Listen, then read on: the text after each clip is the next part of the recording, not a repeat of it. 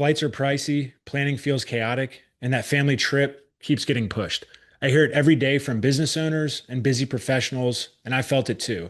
I'm Ross, the founder of Itinerary Boss and your host.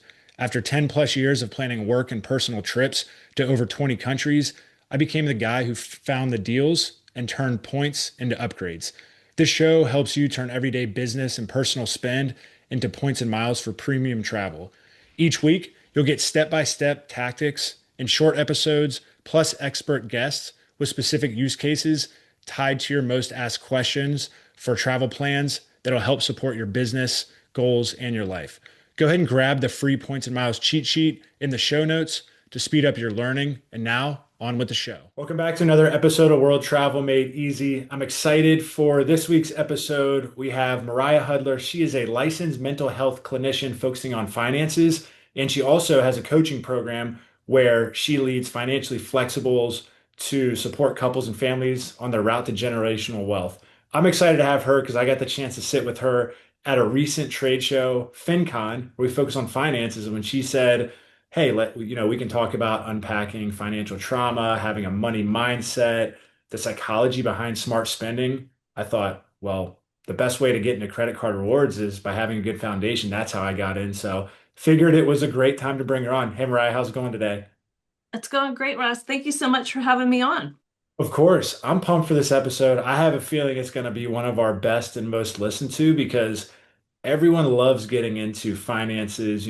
Sometimes I don't like to talk about them, but I think a lot of people like to hear about, okay, what's talked about behind the scenes, whether it's in therapy, earlier stages of debt, any sort of trauma, things that came up, and then how do you do that strategically? So really excited for this. For listeners who may be just hearing, the term for the first time, financial trauma, like what exactly is it? And how does it show up in people's lives every day? Yeah, financial trauma, I would say most people have not heard of that, right? I mean, this is really starting to come about in, podcasts or articles around finances, especially if you are interested in finances. But yeah, what is financial trauma? It's really a nervous system response to money stress. So that can show up as, paralyzed, like feelings of like paralyzed, impulsiveness, avoidance, procrastination, or even hypervigilance.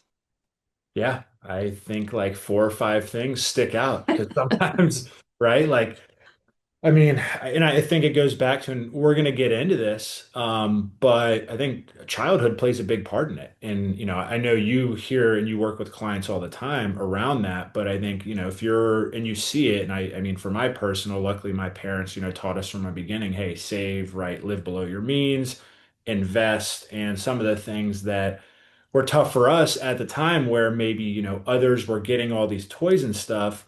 Now I look back and I'm like, I'm really glad that I worked hard, I saved, I did that because it's helped, right? After college, being an adult and just kind of seeing those different things. So, I mean, you work with a lot of people. What are some of the patterns that you see just from childhood, whether it's, parents are extremely frugal, they're overly generous, they spend a lot, or they're always in debt?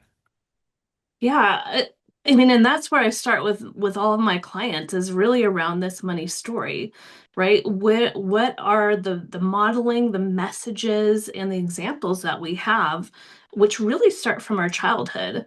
And a lot of people haven't even ever considered their money story. They don't talk about it. Of course, there's such a taboo about money just in general.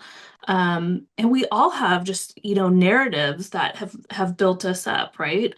And I do see that. Like childhood is the time to create good money messages. I'm glad to hear that your parents, were kind of took the role on that.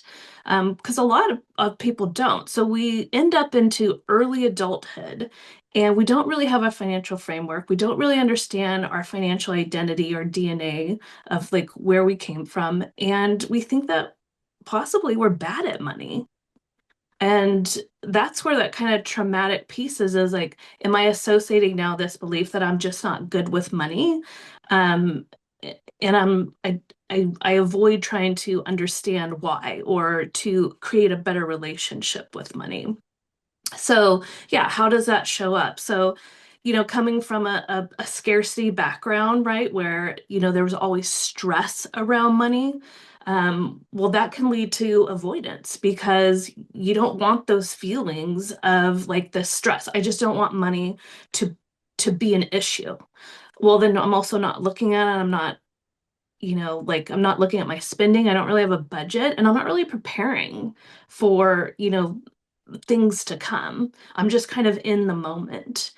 And where can that lead us? I mean, typically if we're not creating a good relationship with money, right? It's in charge of us and we're not in charge of it. And I think that that's the biggest thing is that we want to feel like our money is doing something for us. And I try to bridge that and bring people back to that feeling where like first it's working on this nervous system, understanding it, and creating safety. And then the other stuff becomes much more clear. Like, okay, yeah, like a budget's not going to keep me down. A budget doesn't, is not trying to take things away from me. It's actually giving my money a job and telling it where to go based on what's important to me. So Yeah. yeah, so scripts can be, money, we call them money scripts, but yeah, avoidance, vigilance, money status, and money worship are the kind of the four core money beliefs that may show up. And we can have more than one. Like I am a recovering financial avoider. I'm in an industry profession of chronic under earners, right? I started in social work and literally just had to fight for 75-cent raises. Like things just were not going to come up. Of course, I didn't get into it for the money. But there's also probably a little trauma piece in there about, wanting to help people, because I also came from a financial scarcity background with a single mom, and there was a lot of stress around money, and there was fear that there wasn't enough. And even if that wasn't true, because when I look back as an adult, I'm like, we were fine. But it was the feeling that was imprinted on my brain and the feeling that I took forward with me. And I had to heal from that. Yeah, no, that makes a lot of sense. And I think people come from, different backgrounds. People just it just depends on what you grew up in. I see it on so many different sides of just the spectrum of, for people who maybe they came from overspending and that's how they then become in adulthood. Maybe it is that scarcity mindset and then they're fighting for that. Or maybe it's you come from a saving frugal family and then it's like you're making a lot and you're investing and saving a lot, but it's unlocking that, okay, how do I spend more? How do I reward myself more? I mean, How do for I enjoy it? yeah, exactly. For me personally, like travel's always been a huge thing. Obviously, that's why I have this podcast. Experiences are big, but it's little things like I'm a guy, so like for me, I'm like, okay, cool. My house looks good. I got what I need. But once you get a significant other, you get married, like there's other things that are important to your significant other. The ladies like to make the house look good. So you have to think through like, okay, this is important to them. We're going to spend here, right? And just like thinking through and having those conversations, I think is really important. But you have to get over that okay, I'm going to do it all myself. And hey, I wanted to take a quick break to say thank you so much for tuning into the show. The only way the show grows is through listeners like you helping us share it.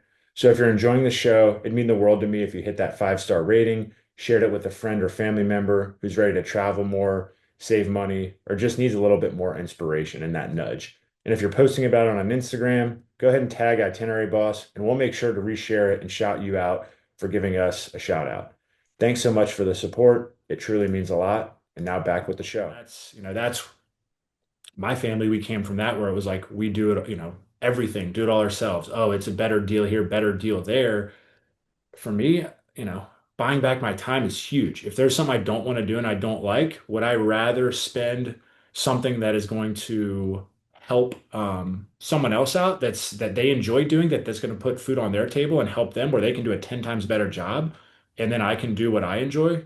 And I think sometimes you just have to get out of that one mindset of, oh, I got to go do groceries, do this, do that. And then it's like, where does your time go and you don't get to enjoy it? So I think that's also just from a personal standpoint, it's getting over that, okay, how do I spend on, yes, the things that I love, but then some of the other things that maybe are important to someone else, and also things that I know I hate doing. How do I go ahead and just spend and buy back my time there? And I see it where, I tell friends, hey, we get groceries delivered. If there's something but all those come with credit card rewards, right? There's ways to offset that cost. But other things, yeah, being able to do those things a lot of the times, they're like, well, I'm just going to do this. But on the weekends, if you like to do something else. So it's that fine line of just there's so many different ways that it isn't Yeah. always just that background when you were younger. It can be in so many different aspects. Well, and I think you bring up a good point when you come into a partnership. I mean, you're essentially getting, and you're attracted to each other for kind of the opposites attract. Well, that will show up in money as well. And you can have an avoider and, with someone who's, a vigilant. And, like I remember one of my clients is, she came from a background where they were just well off, right? I mean, it wasn't excessive, but if there was a rip in a shoe, like, or I would be like, there would just be another pair that would come around. They never had to think about like organizing money, spending, budgeting. There was just always replacement. There was just always money. And now as a couple, I mean, we have an extremely like avoider, and then we have the spender. um, it was really showing up in their relationship and causing like a lot of stress. Um, and how do you come together to create something in between that feels good and safe for the both of you? And, like what you said is, I use a lot, around values. Like, how do we want to act? How do we want to behave? How do we want to spend? Like, sitting down and getting really comfortable with the life that you really want to be living, and then analyzing that with your expenditures and saying, like, what is overfunded, what's underfunded, or what is just funded enough. And that being really, really that kind of behavioral change of like, okay, I understand why I'm going to cut back here, or I understand why I need to increase here. And that could be also for this kind of vigilant of like, I'm just, which is, and it can be kind of paralleled to points, how much is enough, right? How much is it? Like, have I gotten caught up with like collecting enough points, like getting a trophy piece, and it's, you can experience that with money as well, as this like you can't enjoy it, you can't let go because you're accumulating, and that feels good. And the decumulation doesn't feel good. Like, what if, we go to Europe and it blows out all my points?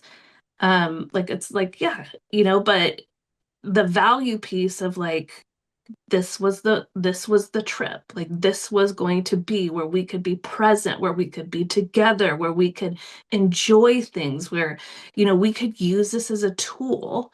And so yeah, it's continually working towards a balance for sure.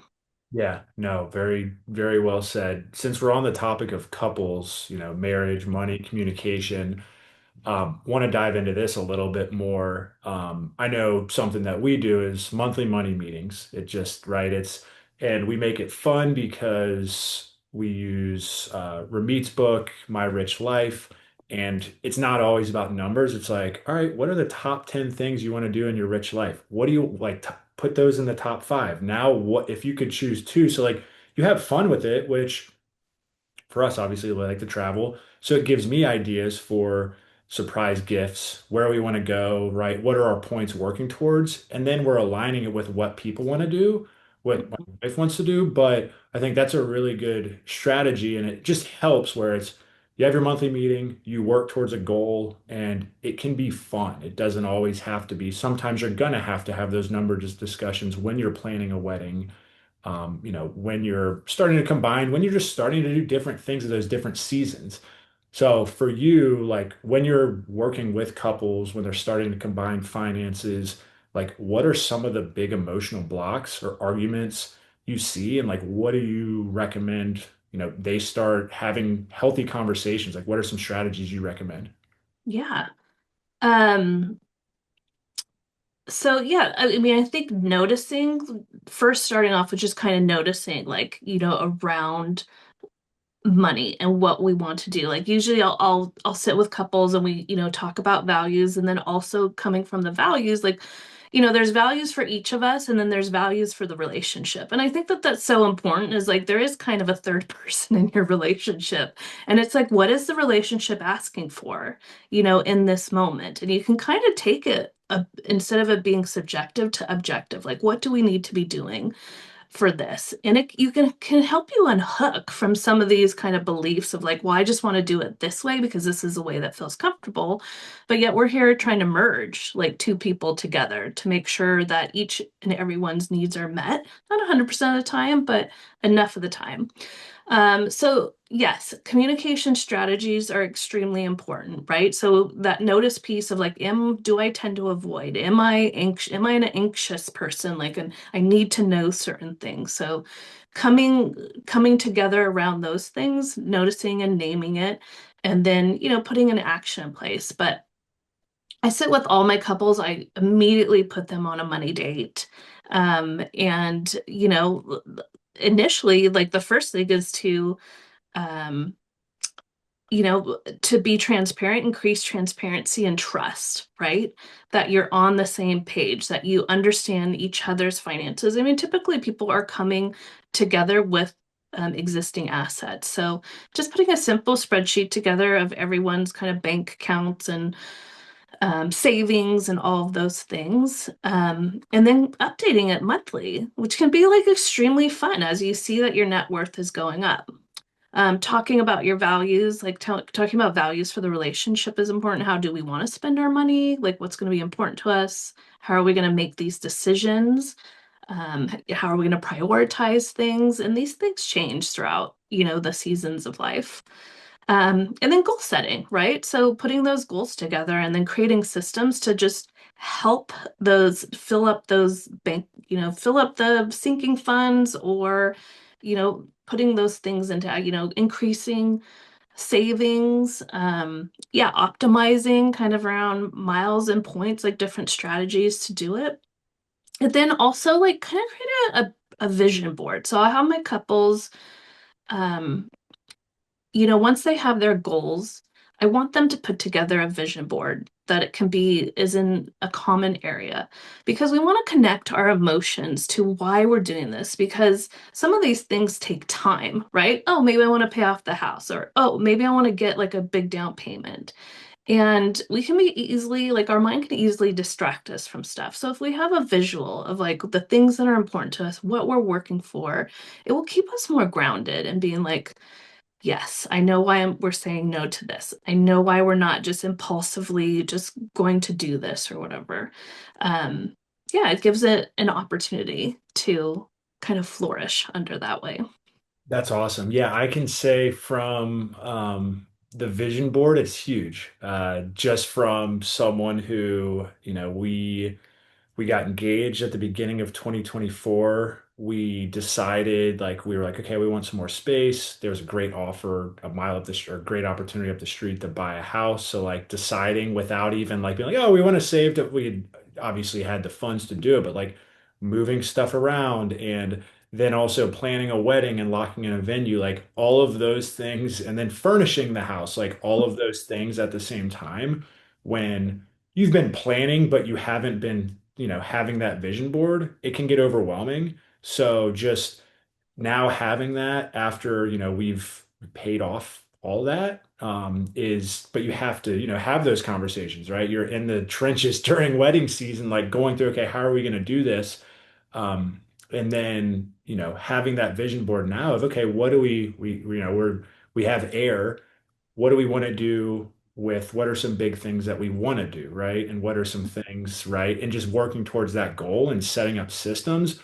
It's just kind of that constant, and again, it's going back to those meetings of making it fun and what's important. What like out of these things, what are we ranking? So then you're not like, oh, I want to do this list of 15 things, shrinking it down to what's really important and then prioritizing that And yeah, I mean, I can say it's been amazing and really, really helpful. And it just takes a lot of the stress out of just all of those things that do come up.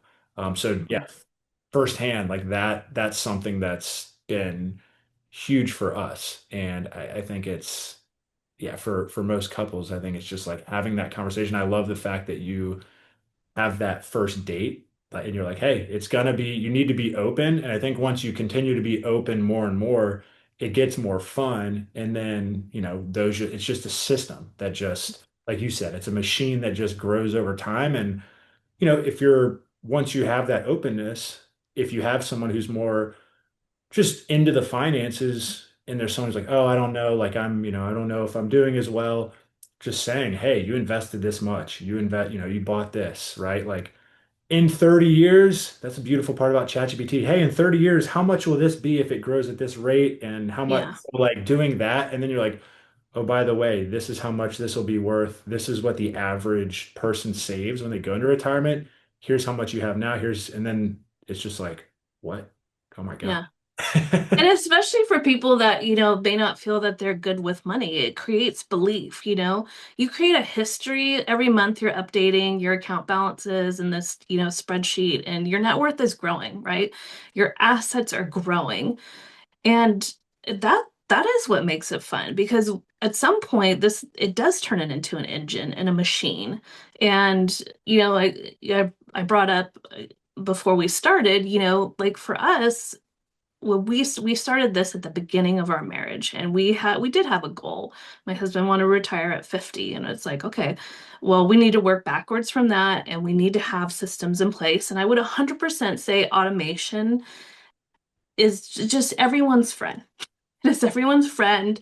Like you can easily sign up and save, a certain amount and just have it gone and you live on the rest of it. Like even with budgeting, sometimes I'll tell like, let's start with a budget so we know what's coming in and we know what's going out. But then maybe you could move to the zero-based budget. Like this is how much we're saving, that's gone, and then we live on the rest. Right. And we don't have to be as, meticulous about it. We just probably have to do once a year, kind of reconciling, oh, these things have gone up. Because I think we're all experiencing prices have continued to increase. Grocery store, just even for the last few years, it is definitely catching people off guard. So, yes, having a good system, automating, and that's we saw, and which was fun, and even through COVID, we started spreading out the money dates because the market Yeah. wasn't very nice, but we still did it like every few months.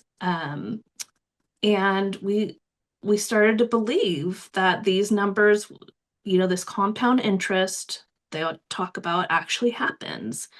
And it helped us when it was time to pull the cord and retire, that we believed the numbers. We believed that we had enough, that would be okay. So again, we both came from scarcity.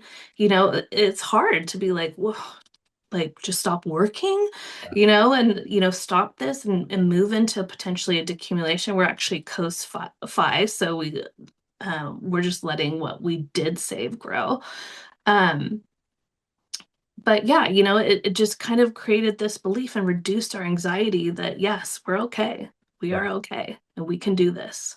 And I think it goes back to systems, automation, processes. That's in any aspect of your life. I mean, from a business owner standpoint, from a foundational standpoint, it's just like, yeah, it's going to be a little bit of upfront work, but once you have it, like you said, maybe even if they're monthly check-ins at first, it's like, okay, we're good. Okay, cool. Like, what do you want to do? Like, they become fun. And then it's more just like meeting with your CPA, right? You're doing it like biannually to annually, where it's just like, cool, we're good, other than a couple, other than maybe emergency things come up. But Yeah, that's the best part. And I want to touch on a point you said earlier was just around like deciding, you know, at first you may have to say no, but saying no is one of the most powerful things. It's one of my favorite words because sometimes if you don't want to do it, like that's where you can set in place, hey, we're going to eat out, let's set to eat out once a week. If we go over when there's stuff going on, it is what it is, but we know that we just meal prepped an entire week. Or,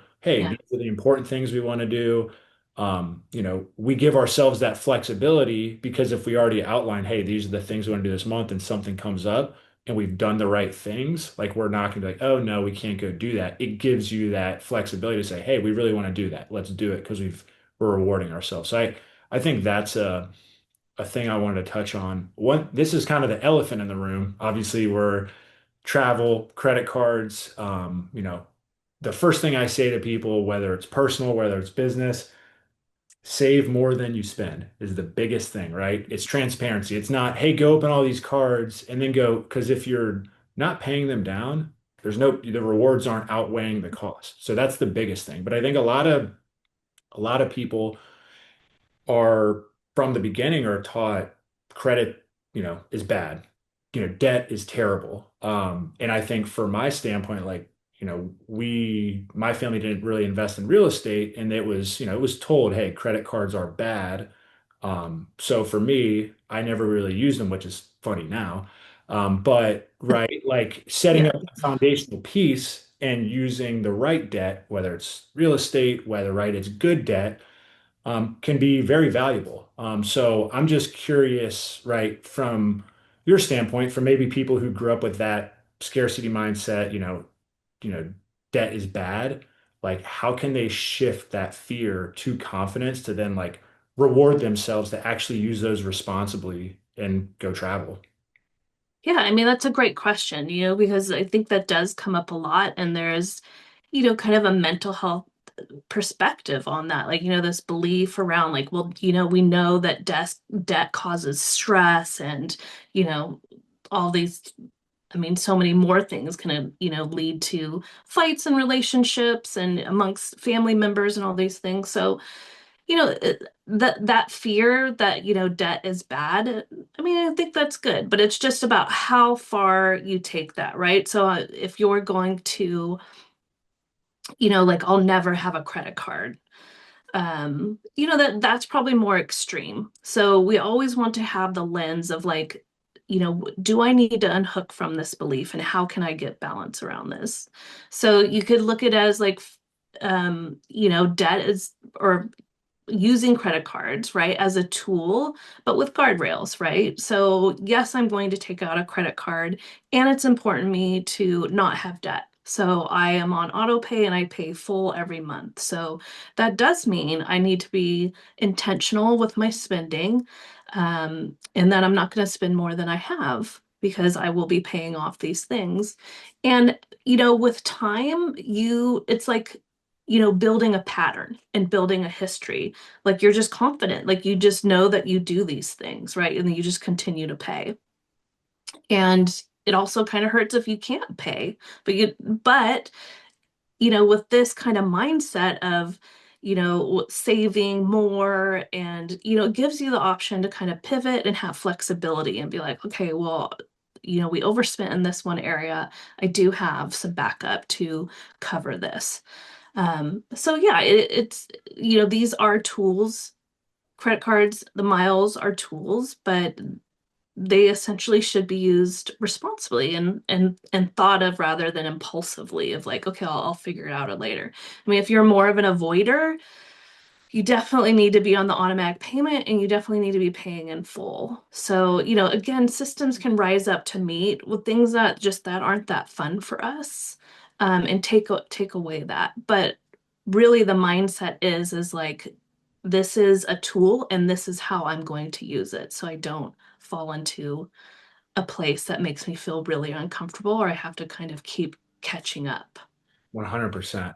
Yeah. And I like to share that transparency because, I mean, when I first got out of college, was getting my first paychecks, I had a $0 annual fee card, didn't really use it much, and had a budget system that automatically saved a certain amount from an entry level salary. And right, the credit card was used very rarely. But those systems, those processes over time, right, then realized, hey, you pay off the statement balance or you pay off in full so you don't get hit with any sort of interest. Like you learn those things and then right, once you have those systems, again, going back to systems and foundation in place, like then you realize, okay, I should get rewarded for what I'm doing. But I agree. If you avoid and you don't want to look at it, like that's where it starts to snowball. And a lot of people will make mistakes around, I'm just going to pay the minimum payment, but then you're getting hit with 20, 30% interest. And that's where it's like, how do I get out of this hole? Yeah. So there's definitely a lot of, strategies that people can use, but I think that's kind of step one is having that foundation in place. And then, if you are doing the right things, it's, hey, do I want to reward myself? Do I want to travel? Yeah. And I'll follow up on that piece of like getting caught out. Because I do have clients that essentially are possibly dependent on credit cards or abuse credit cards. And, it really is, you have to look at your relationship with money because, good debt, I mean, good debt they say is like college loans. I mean, I carried college loans like at 1% for, I don't know, like, I mean, it was just kind of moved in with me over like a decade or so. And it's good debt, but overall, it's like, why? Why would I even pay 1% on this when I could just pay more and pay it down? Now, there's no good debt in like a 26%, of things that you bought like over a month ago, that you've forgotten about. And so then you probably need to do like kind of analyze your relationship with money. And, you're not using that as a tool. It's actually, putting you under, right? It's drowning you that you can't, and it's reducing your flexibility, your ability to have options. And, and sometimes there's some beliefs in there. Like I have had a client who believed that she needed to carry a balance to have good credit.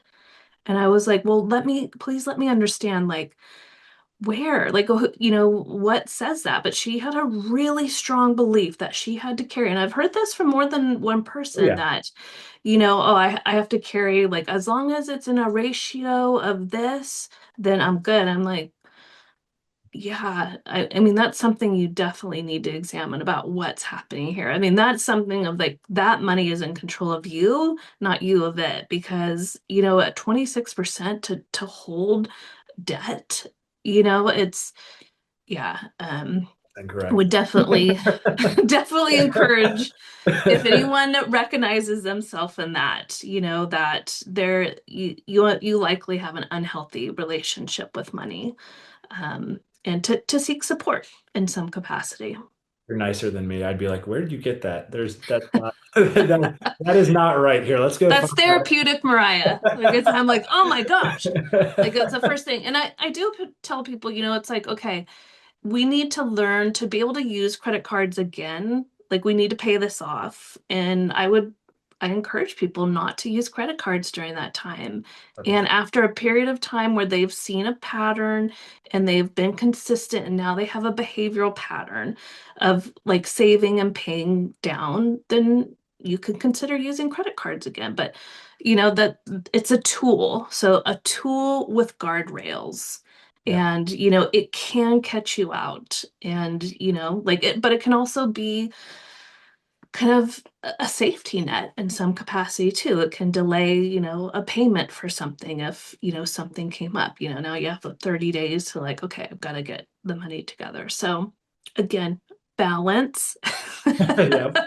You want to always be striving for somewhere in the middle of like avoidance and vigilance, and like having all the nice things is status of like, I just need to have the latest and greatest right away. To the money worship is that there'll never be enough money, so I'm just going to continue these behaviors and patterns and just make the next sale, make the next dollar, Yep.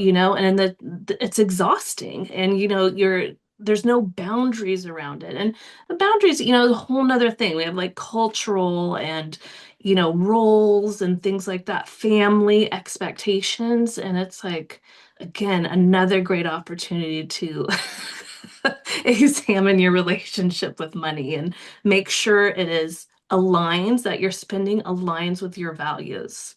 Let's dive into that. There's two more pieces I want to hit on. I want to talk about Family, because I think, a lot of people my age are starting to have kids, right? It's kind of that season of, you get married, then you start to have kids. So that's one piece. But I want to stay on the topic of, because come from a sales background where I saw it firsthand and I see it all the time, right? Of keeping up with the Joneses, right? Is if Hmm. people are familiar with that of, it's, oh, I just made this. I got to keep getting this. I got to keep doing this. I got to, right? Materialistic stuff. And then you read books and you hear from people 20 years later, oh, that did not make me happy. It actually made me more, right? Like just whether it was depressed, anxious, whatever that may be, because that's all that I was focused on. I was just chasing that, and it didn't bring me any value. Yeah. And then on the sales side, I mean, there were people that I was working with who were top reps, and you'd hear these stories of like they would be living paycheck to paycheck, right? Yes. Buying all this stuff, as sometimes even asking bosses for fronts on commissions, which I'm like, dude, or whoever, you're making like enough money in 2 or 3 years to retire. What are you doing? Yeah. So I've seen it firsthand, just from growing up to then that. So yeah, I'm curious your thoughts, like when people kind of get to that level, what, how do you help there, or what Yeah. do you talk about? It is, lifestyle creep, and even just cost of living adjustments, can catch you out. And, that's why it's so important to be intentional about spending. And, like I've had couples, especially who they don't like to have difficult conversations with their partner or their children because they don't want the response or the reaction. And then they find themselves in a huge amount of debt, and that could be IRS. Like I've had, quite a few that have come because they basically could not have a conversation with their spouse. Um, so, it happens more than I think we recognize. And also people just spending at that level, like, I have a lot of people that come like, I just don't know where it goes. Like and you can make a good amount of money and especially living on like, the coasts and stuff and it is just high cost of living. So money does go quickly. And there's all this competition. Like if you like zoom out and like you look out and you're like, okay, everybody's marketing to me, and I'm looking around and it's like this keeping up with the Joneses. Well, everybody seems to be doing it. So I guess I should just do it. Or I guess it's okay. And that's where, again, you have to ground yourself back in these values of what's important, what am I working towards? Because there are many, many distractions. And, Amazon has like a one-click pay. I mean, literally, you just swipe your finger across. Like, they're doing that because they want the sales, and so you have to start to recognize how you're showing up into these spaces and how hooked that you could be on some of these things. And that could be like emails and just this constant like sale and last minute, they're trying to get emotional responses and reactions from you. So yeah, I recognizing that, right? So noticing that this is my tendency. How do I want to show up here? What would I really like? How can I create a system that, you know, gives me some pause, help me to regulate my nervous system in these situations where I just want to buy. Um, Having a difficult conversation, like, with kids, like I have a almost 10-year-old, and he is, I've started him on an allowance and there's a portion 50% he saves and then 50% he gets for himself and whatever he wants he gets the autonomy to choose, even though it's challenging that it's all going to Robux. Yeah. And you just blow it into I don't even know what. I mean, it just literally lights on fire as soon as he buys the Robux. But there's been like great opportunity with him to like be at the store and like I need to get this, I need to get this. And it's like, okay, like, well, you have some money, like go ahead and get it. And then I'll be like, well, where are those cars? And he'd be like, actually it was a waste. But he needed that impulsivity and I'm like, okay, I'm like, I totally get it. Like I've done that too myself. And But to hear him at like 6, like recognize that, like these are the experiences and the messages you definitely want to be allowing for your kids to figure this stuff out.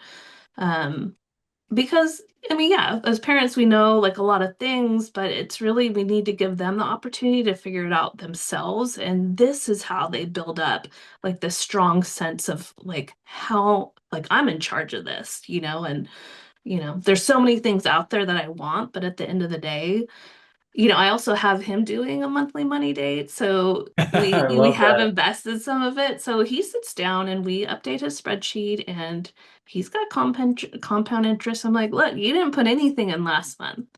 Yeah. And how did you make like, $10? It's You huge. know?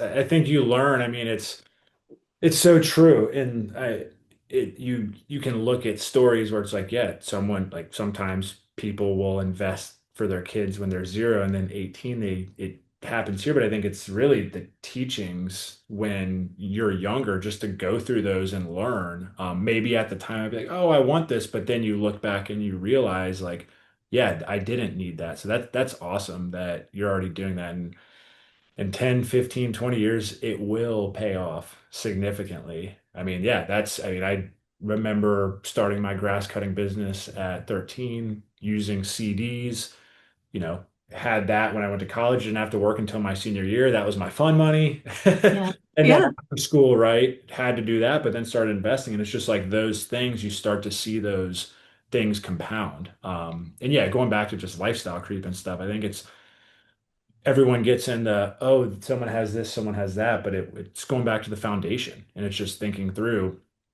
what's important to me. Like, what do I want to do? Because sure, I'm gonna have to continue to work to keep this lifestyle up. And maybe it's a job I hate. Maybe I'm burned out. I'm tired of working those hours, but I'm doing this because I want that car. I have to have these clothes, or I have to have that bag. And there's a good book, The Millionaire Next Door, where a lot of the times it's that person who's literally like going to kids' practices at 2, they just made smart money decisions. That's really what it's about. And it's going back to again, what's important to you and giving yourself that flexibility to focus in on that. So that's awesome though that you're doing that. It'll pay off and it's probably fun too. You get to see the growth and all of that. Yeah, I mean, just to see him and, like I'm in California, so there is this fear of how can he be financially independent, like um it's to get into a starter house here is like, going to be at least 500,000. I mean, that's a lot. So, plus, schooling and like yeah, I didn't have these or any mindset around like money. It was just like, well, I guess if I had some, I could get some candy or something like that. But to really give someone like this autonomy and agency to be like, okay, and he actually works for me, which is great. I gave him a content manager position, so he helps me with some of my resources. And so I've started him a Roth IRA with his, half of his earnings will put in um, and so he, like it's very small. I mean, he only really made $40 last year. His motivation, I mean, he wants money, but he's developmentally appropriate and just wanting the money to just appear. Yeah. And so but I'm like I just give him these opportunities like, well, there is ways to make money, and of course we do provide for him, more than enough. But of like things that he really wants, like, okay, well, you can build this up and you can build up some things so you have some choices. And when like come of age and you won't be, reliant on us, or we're trying to launch, we definitely want him to launch and be financially independent, but to have the skills when he gets there to just take off, Yeah.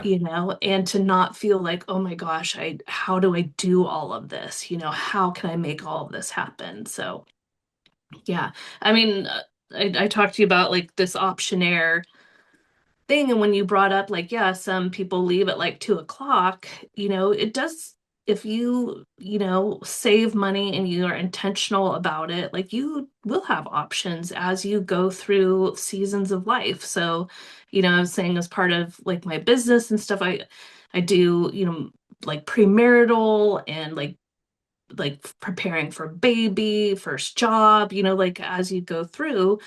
And I always tell my couples or individuals, like, there is a point in life that you definitely want to have some options. And it does fall to like how you save your money to be able to do that.